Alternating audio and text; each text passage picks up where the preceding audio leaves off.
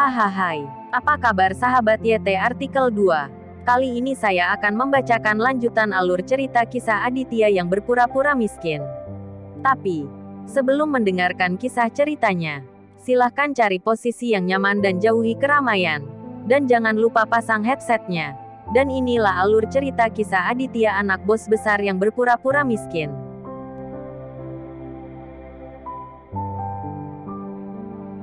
Episode 22. Kisah Aditya, anak orang kaya yang berpura-pura miskin.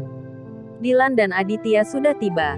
Karena mobil Dylan terlalu cepat, semua bawahannya tertinggal. Aditya sangat cemas. Dia membuka pintu dan keluar dari mobil. Mobil mewah Bentley secara alami menarik perhatian banyak orang yang lewat. Tetapi orang-orang ini terkejut ketika mereka melihat Aditya turun dari mobil.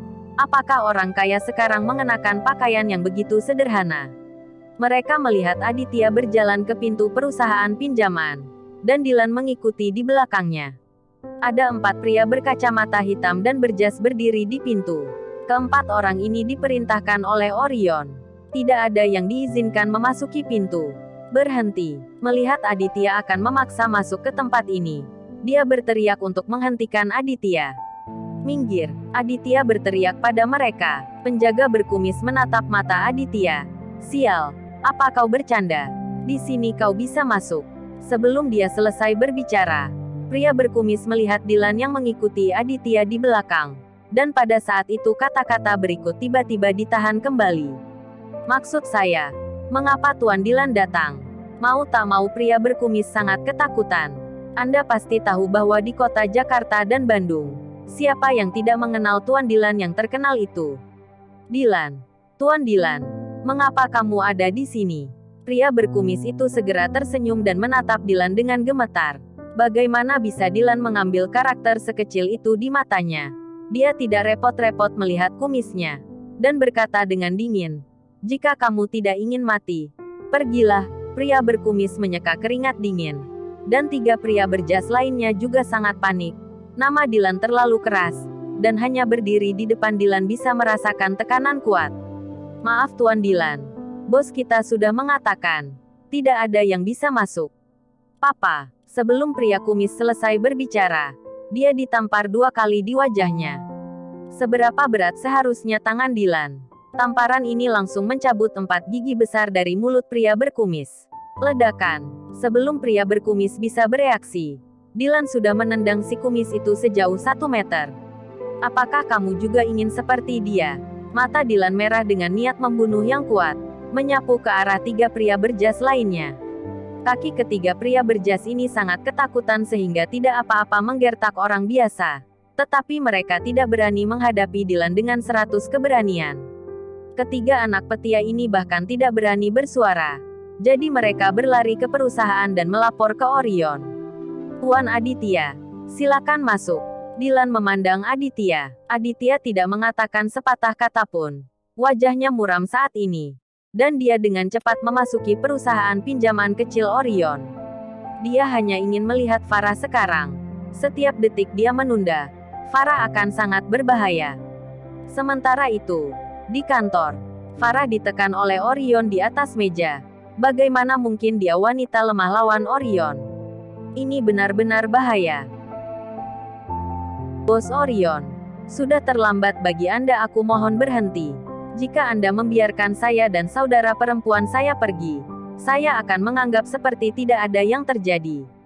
Farah membujuk Orion tanpa daya. Ayolah. Dia berharap dia bisa membujuk pria seperti binatang ini. Pada saat ini, nafsu Orion sudah di ubun-ubunnya.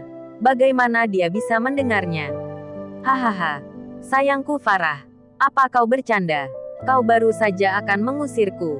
Orion tertawa, menekan bahu Farah, dan hendak mencium wajah Farah. Farah menghindari mulut bau Orion, dan dia sangat menyesalinya. Dia membenci dirinya sendiri karena terlalu naif. Berpikir bahwa dia bisa menyelamatkan adiknya dengan datang ke sini sendirian. Mempercayai kata-kata Orion, dia juga menempatkan dirinya dalam cengkeraman iblis. Memikirkan keperawanannya, tidak menyerahkan kepada suaminya Aditya, yang dapat dibenarkan, tetapi akan diambil oleh lelaki tua seperti Orion yang menjijikkan ini. 2 garis air mata keluar dari mata Farah. Dia hanya bisa menggunakan kekuatan terakhir untuk melawan. Tapi dia jelas kelelahan. Farah, jangan melawan. Nikmati saja. Haha. Orion menatap leher Farah. Dan tangannya yang besar hendak menjangkau. Tuan Orion. Tuan Orion. Ada yang tidak baik. Pada saat ini, seorang pria berjas mendobrak pintu. Orang yang menjaga pintu tadi. Orion terkejut. Pada saat akan menikmati Farah dengan baik. Tetapi dia terganggu pada saat yang kritis. Dan lelaki tua itu sangat kesal. Sampah. Siapa namamu? Keluar. Orion berbalik dan mengutuk dengan marah. Tuan Orion. Deal. Deal apa? Dylan menerobos masuk. Orion segera kehilangan kesabaran dan berdiri di sana dengan tercengang. Apa yang harus saya lakukan? Tuan Orion. Dylan juga membawa bawahannya. Dan saya tidak tahu berapa banyak. Pria berjas itu berkata pada Orion dengan gugup. Orion menyeka keringat dinginnya. Lalu melepaskan Farah. Berapa banyak orang yang dibawa Dylan? Orion bertanya pada pria berjas itu. Dia baru saja membawa senjata. Seperti pekerja migran. Aku tidak tahu berapa banyak bawahan Dylan. Pria berjas itu menjawab. Orion memutar matanya. Dan dia memiliki firasat bahwa Dylan adalah pengunjung yang buruk. Biasanya dia dan Dylan tidak seperti ini. Tapi sekarang kenapa Dylan tiba-tiba masuk? Apakah itu karena Farah? Bawa gadis ini ke sebelah. Orion menunjuk ke Farah dan memerintahkan pria berjas itu. Pria berjas itu mengangguk dan membawa Farah yang ketakutan ke kamar sebelah. Orion menstabilkan pikirannya. Memanggil selusin bawahannya. Dan turun dari lantai 2. Segera setelah turun, dia melihat Dylan dan Aditya. Pada saat ini, Dylan menjambak rambut pria gemuk itu. Menekan kepala pria gemuk itu sangat rendah. Dan sepatu kulit yang keras tidak bisa berhenti menendang wajah pria gemuk itu. Katakan, di mana Orion? Tuan Dylan. Aku benar-benar tidak berani mengatakan di mana Tuan Orion. Bawahan Orion hampir disiksa sampai mati oleh Dylan. Menangis dan memohon pada Dylan. Tetapi dia tidak berdaya untuk melawan. Dylan melirik wajah Aditya. Dan melihat bahwa mata Aditya merah saat ini. Dan seluruh tubuhnya penuh dengan niat membunuh. Melihat ini, Dylan juga terkejut. Orion. Orion. Kamu benar-benar bisa bunuh diri dan membuat tuan muda keluarga Edward sangat marah. Yo, Tuan Dylan. Apakah kamu sangat sibuk hari ini? Orion memaksakan senyum. Dan berjalan dengan selusin anak buahnya. Apakah dia Orion? Aditya bertanya kepada Dylan dengan suara dingin. Ya, Tuan Aditya. Benar. Dylan menjawab dengan suara rendah. Aditya melirik Orion.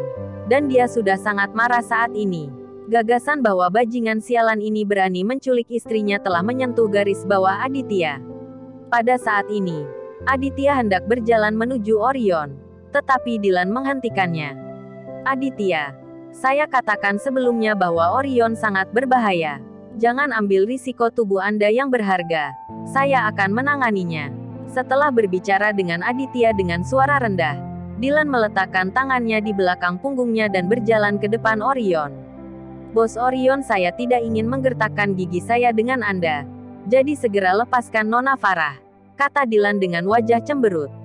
Hehe, aku tidak mengerti maksud Anda. Apa hubungan Farah dengan Tuan Dylan? Mengapa kamu ingin datang kepadaku dan mencari Farah secara langsung? Orion bertanya pada Dylan dengan mencibir. Dylan menggertakkan giginya. Melihat sikap Orion saat ini, jelas bahwa dia tidak mau membiarkan orang pergi. Farah harus keluar. Ini adalah alat tawar-menawar yang paling kuat untuk berteman dengan keluarga Aditya di ibu kota. Tentu saja, Dylan tidak bisa menyerah. Jadi, kamu mengakui bahwa Farah bersamamu? Dylan bertanya dengan dingin. Itu benar. Bukan hanya Farah yang ada di sini. Tetapi saudara perempuan Farah juga ada di sini. Orion tersenyum tanpa malu dan langsung mengakui. Alasan mengapa dia berani melakukan ini di depan Dylan juga karena dia berada di wilayahnya sendiri saat ini. Dan Dylan sendirian. Aditya mengepalkan tinjunya. Orion.